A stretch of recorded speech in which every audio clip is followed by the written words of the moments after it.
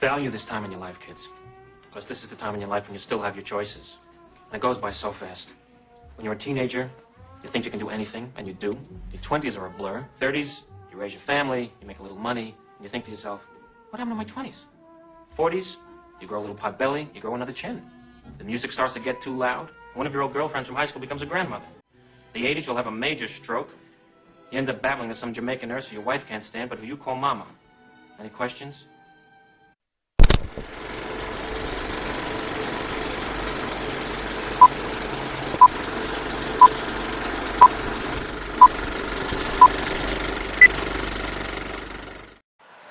But there's a reason. There's a reason. There's a reason for this. There's a reason education sucks, and it's the same reason that it will never, ever, ever be fixed. It's never going to get any better. Don't look for it. Be happy with what you got. Because the owners of this country don't want that.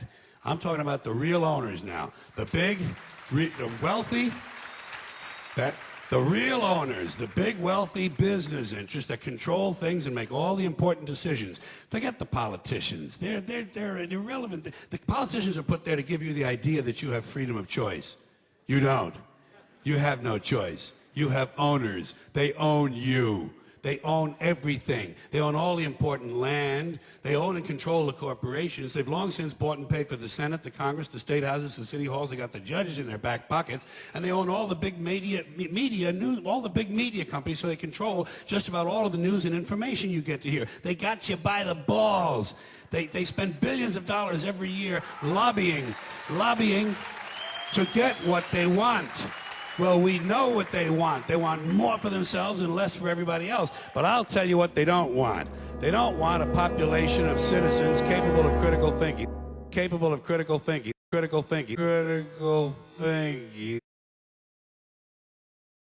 Obviously, our presidents of the United States are not emperors. An emperor is someone who's not elected, doesn't serve a limited term, and doesn't report to anyone, essentially. So you can't classify our presidents that way. But we do have what I consider to be the equivalent of the emperor, and it's what I call the corporatocracy.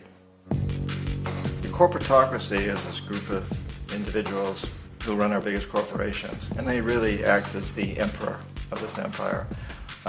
They control our media, either through direct ownership or advertising. They control most of our politicians because they finance their campaigns either through their corporations or through personal contributions that come out of the corporations. They're not elected, they don't serve a limited term, they don't report to anybody. And at the very top of the corporatocracy, you really can't tell whether a person's working for a private corporation or the government because they're always moving back and forth. So, you know, you've got a guy who one moment is the president of a big construction company like Halliburton, and the next moment he's vice president of the United States, or the president who is in the oil business. And this is true whether you've got Democrats or Republicans in the office. You have to moving back and forth through the revolving door. And in a way, our government is invisible a lot of the time, and its policies are carried out by our corporations on one level or another. And then again, the policies of the government are basically forged by the corporatocracy and then presented to the government. They become government policy. So it's an incredibly cozy relationship. This isn't a conspiracy theory type of thing. These people don't have to get together and plot to do things. They all basically work under one primary assumption, and that is that they must maximize profits regardless of the social and environmental costs. In 1960, the income gap between the fifth of the world's people in the richest countries versus the fifth in the poorest countries was 30-1. By 1998, it was 74-1. While global GNP rose 40% between 1970 and 1985, those in poverty actually increased by 17%.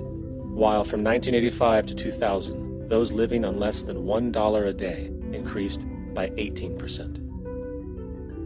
Even the Joint Economic Committee of the U.S. Congress admitted that there is a mere 40% success rate of all World Bank projects.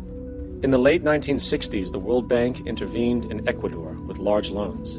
During the next 30 years, poverty grew from 50% to 70%. Under or unemployment grew from 15 to 70%.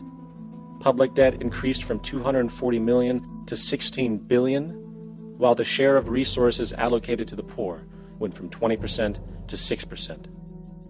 In fact, by the year 2000, 50% of Ecuador's national budget had to be allocated for paying its debts. It is important to understand the World Bank is, in fact, a U.S. bank supporting U.S. interests, for the United States holds veto power over decisions, as it is the largest provider of capital. And where did it get this money? You guessed it, it made it out of thin air through the fractional reserve banking system. Of the world's top 100 economies, as based on annual GDP, 51 are corporations, and 47 of that 51 are U.S.-based. Walmart, General Motors, and Exxon are more economically powerful than Saudi Arabia, Poland, Norway, South Africa, Finland, Indonesia, and many others. And as protective trade barriers are broken down, currencies tossed together and manipulated in floating markets, and state economies overturned in favor of open competition and global capitalism, the empire expands. We have before us the opportunity to forge for ourselves and for future generations a new world order, a world where the rule of law, not the law of the jungle, governs the conduct of nations. When we are successful, and we will be, we have a real chance at this new world order, an order in which a credible United Nations can use its peacekeeping role to fulfill the promise and vision of the UN's founders. What is at stake is more than one small country. It is a big idea, a new world order.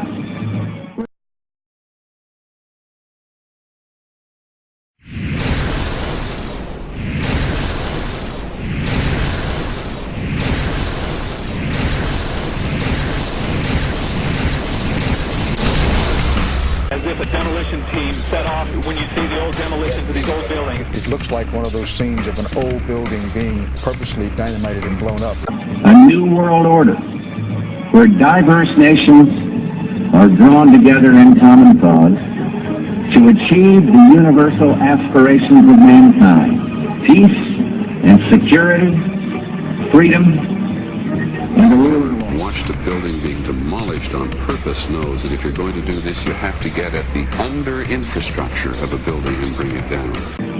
And the rule of law. Out of these troubled times, our fifth objective, a new world order, can emerge. Now we can see a new world coming into view.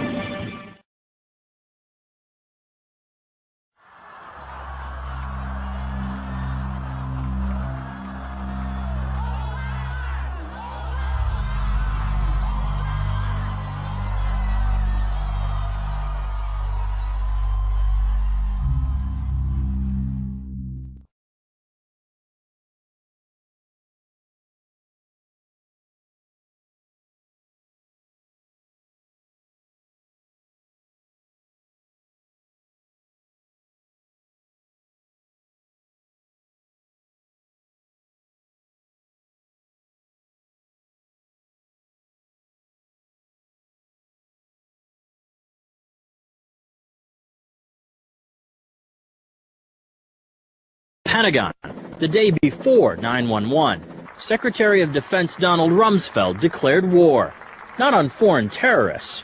The adversary is closer to home. It's the Pentagon bureaucracy. He said money wasted by the military poses a serious threat. In fact, it could be said that it's a matter of life and death. Rumsfeld promised change, but the next day, the world changed. And in the rush to fund the war on terrorism, the war on waste seems to have been forgotten. My 03 budget calls for more than $48 billion in new defense spending. More money for the Pentagon when its own auditors admit the military cannot account for 25% of what it already spends. According to some estimates, we cannot track $2.3 trillion in transactions. $2.3 trillion with a T. That's $8,000 for every man, woman, and child in America. Thank you very much, Mr. Chairman. Inspector Coleman, you're the Inspector General for the Federal Reserve, right? Okay. That's correct. Have you done any investigations concerning the Federal Reserve's role in deciding not to save Lehman Brothers, which led to shockwaves that went through the entire financial system? In that particular area, you know, I don't generally comment on specific investigations, but we do not currently have an investigation in that particular area. All right. What about the $1 trillion plus in expansion of the Federal Reserve's balance sheet since last September? Have you conducted any investigations regarding that? Right now we have a, we call it a review, and so I don't know if the term investigation may have different connotations. So we're actually conducting a fairly high-level review of the various lending facilities collectively, which would include, you know, the TALF, a variety of the different programs that are in process. So we're looking at them at a fairly high level to identify risk.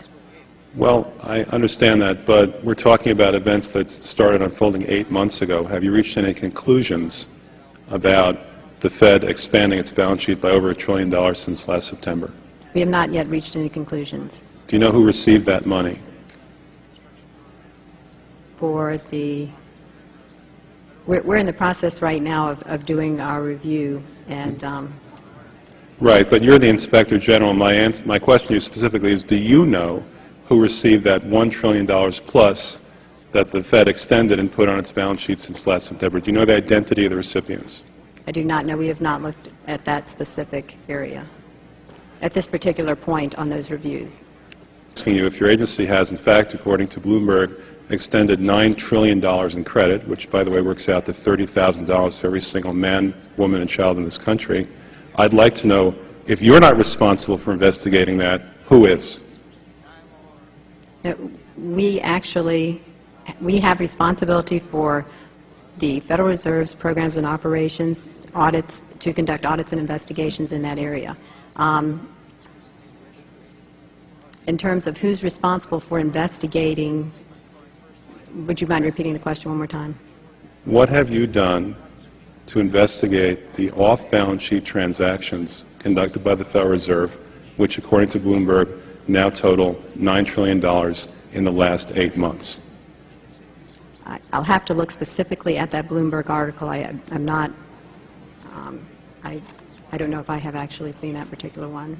That's not the point. The question is, have you done any investigation or auditing of off-balance sheet transactions conducted by the Federal Reserve? At this point, we're conducting our lending facility project at a fairly high level and have not gotten to a specific level of detail to really be in a position to respond to your question. Have you conducted any investigation or auditing of the losses that the Federal Reserve has experienced on its lending since last September? We're still in the process of conducting that review. Until we actually, you know, go out and gather the information, I'm not in a position to really respond to the specific question. So are you telling me that nobody at the Federal Reserve is keeping track on a regular basis of the losses that it incurs on what is now a $2 trillion portfolio?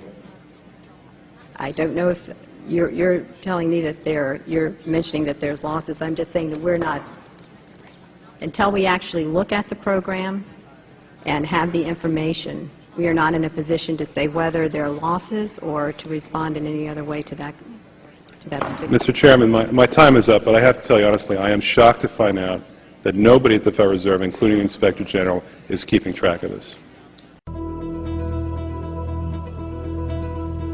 Some people appear to have known the imminent future on that fateful day. FEMA had arrived in New York on Monday night, ready for a bioterror drill. Spokesman Tom Kenny to Dan Rather. To be honest with you, we arrived on late Monday night and went into action on Tuesday morning. And not until today did we get a full opportunity to work the entire site other than the spot at Church and Day to which we were deployed. And Rudy Giuliani, mayor of New York, tells ABC's Peter Jennings that he was aware the towers would be coming down. What is going on now is a massive rescue effort. Do you believe it's hundreds or thousands? I really don't want to say right now, Peter. I think it's going to be a horrible number. I saw people jumping out of the World Trade Center. I saw some of the firefighters who I know going into the building. So And we were in a building in which we were trapped for about 10, 15 minutes. And we set up headquarters at 75 Barclay Street, which was right there with the police commissioner, the fire commissioner, the head of emergency management. And we were operating out of there when we were told that the World Trade Center was going to collapse. The World Trade Center was going to collapse. It was going to collapse. It was going to collapse.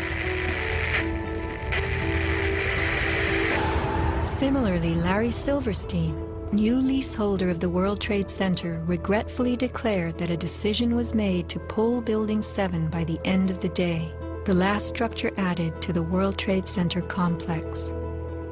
Let's hear Mr. Silverstein's actual words, delivered for our benefit in the 2002 PBS documentary, America Rebuilds.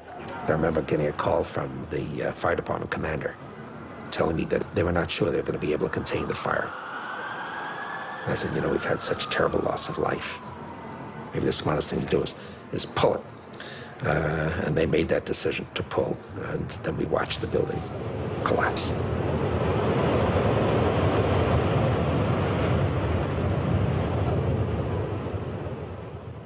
Blast, shoot, blow, and pull are terms used in the demolition industry to refer to bringing down buildings, bridges, and other structures. Because I actually blew the hospital down that I was born in. Originally, we had figured to shoot it, let it drop straight down. Then, watch Demolition Dynamics attempt a big blast.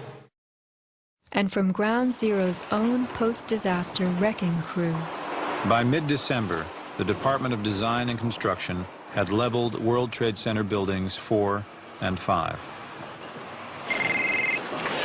Hello? Oh, we're getting ready to pull building 6.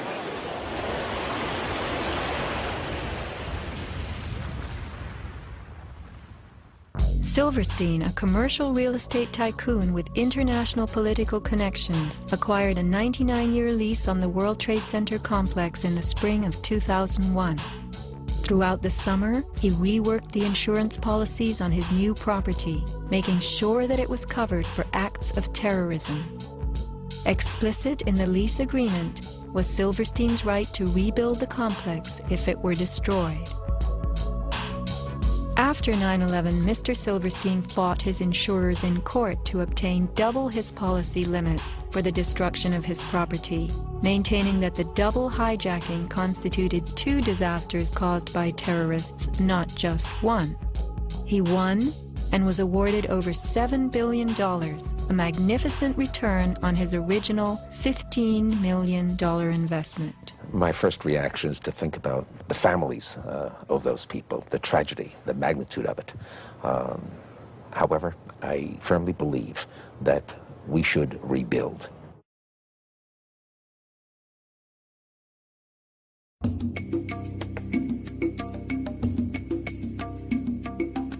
Just in the last few seconds, another building, building number 7, one of the buildings in support of the World Trade Center towers, has collapsed.